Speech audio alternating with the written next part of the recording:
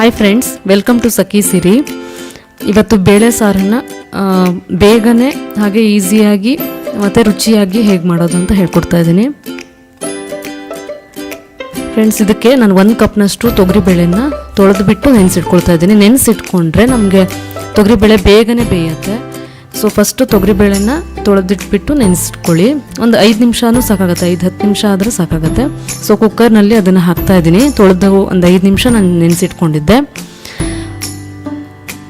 Next ಬಂದುಬಿಟ್ಟು ಅದಕ್ಕೆ 1-2 tomato ತೊಗೊಳ್ತಾ ಇದ್ದೀನಿ. ಹಾಗೆ ಒಂದು ಸಣ್ಣ ಪೀಸಷ್ಟು ಈ ಶುಂಠಿ, ಹಾಗೆ ಒಂದು 2-3 ಹಸಿಮೆಣಸು. ಇದು ನೀವು ನಿಮಗೆ ಖಾರ ಹೆಚ್ಚಿಗೆ ಬೇಕಾದರೂ ಹೆಚ್ಚಿಗೆ ತೊಗೋಬೋದು. ಇಷ್ಟೇ ಹಾಕಿಬಿಟ್ಟು 1 ಕಪ್ಪಿಗೆ 2 ಕಪ್ಪು 2.5 ಕಪ್ನಷ್ಟು ನೀರು ಹಾಕ್ಕೊಂಡ್ರೆ ಸಾಕಾಗುತ್ತೆ. ಹಾಗೆ ಇದನ್ನು 2-3 ವಿಷಲ್ ಮಾಡಿದರೆ ಸಾಕಾಗುತ್ತೆ. ನಿಮಗೆ ಒಂದು ವೇಳೆ ಗಟ್ಟಿ ಬೇಳೆ ಬೇಕನ್ನೋರು 1-2 ವಿಷಲ್ ಸಾಕಾಗುತ್ತೆ, ಇಲ್ಲಾಂದರೆ 3 ವಿಷಲ್ ಮಾಡ್ಕೊಳ್ಳಿ. ಹಾಗೆ ತೊಳೆದು ಇಟ್ಟಿರೋದ್ರಿಂದ ಅದು ಬೇಗ ಬೇಯುತ್ತೆ. ಇಲ್ಲಿ ಹಾಗೆ ನಾನು ಒಗ್ಗರಣೆಗೆ ಅಲ್ಲಿ ಕುಕ್ಕರ್ ಇಟ್ಕೊಬಿಟ್ಟು ಇಲ್ಲಿ ಒಗ್ಗರಣೆ ರೆಡಿ ಮಾಡ್ಕೊಳ್ತಾ ಇದ್ದೀನಿ. ಸೊ ಒಗ್ಗರಣೆಗೆ ಎಣ್ಣೆ ಹಾಕಿದ್ದೀನಿ. ಹಾಗೆ ಸಾಸಿವೆ ಪಟ ಸಿಡಿಯೋ ತನಕ ಅದನ್ನು ಬಿಟ್ಕೊಬಿಟ್ಟು ನೆಕ್ಸ್ಟ್ ಏನಂತಂದರೆ ನೀವು ಹಿಂಗೆ ಕೂಡ ಹಾಕ್ಕೋಬೋದು.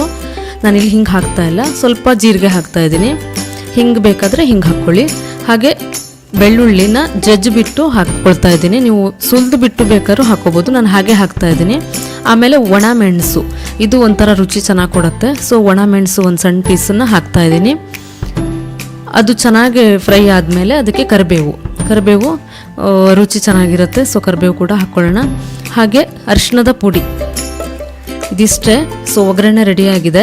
ಇಲ್ಲಿ ಕುಕ್ಕರ್ ಕೂಡ ತಣ್ಣಗಾಗಿದೆ. ಕುಕ್ಕರ್ ತಣ್ಣಗಾಗಿ ಓಪನ್ ಮಾಡಿದಾಗ ಅದು ಚೆನ್ನಾಗಿ ಬೆಂದಿದೆ. ಫ್ರೆಂಡ್ಸ್, ನಿಮಗೆ ಒಂದು ವೇಳೆ ಬೆಂದಿಲ್ಲ ಚೆನ್ನಾಗಿ ಅಂತಂದರೆ ಮ್ಯಾಶರ್ ತೊಗೊಬಿಟ್ಟು ನೀಟಾಗಿ ಮ್ಯಾಶ್ ಕೂಡ ಮಾಡ್ಕೋಬೋದು. ಇಲ್ಲ ಅದೇ ಥರ ನಿಮ್ಗೆ ಬೇಕು ಗಟ್ಟಿಯಾಗಿ ಬೇಕು ಅನ್ನೋರು ಹಾಗೆ ಕೂಡ ಯೂಸ್ ಮಾಡ್ಕೋಬೋದು.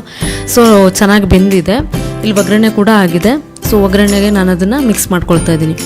ಈಸಿ ಮತ್ತು ತುಂಬ ಕಡಿಮೆ ಐಟಮು, ಬೇಗ ಫಟಾಫಟ್ ಅಂತೇಳಿ ನೀವು ಬೇಳೆ ಸಾರನ್ನು ಮಾಡ್ಕೋಬೋದು. ಒಂದು ವೇಳೆ ನಿಮಗೆ ಇದಕ್ಕಿನ್ನೂ ಎಕ್ಸ್ಟ್ರಾ ಫ್ಲೇವರ್ ಬೇಕು ಅಂದರೆ ರಸಮ್ ಪುಡಿನ ಆ್ಯಡ್ ಮಾಡ್ಕೋಬೋದು.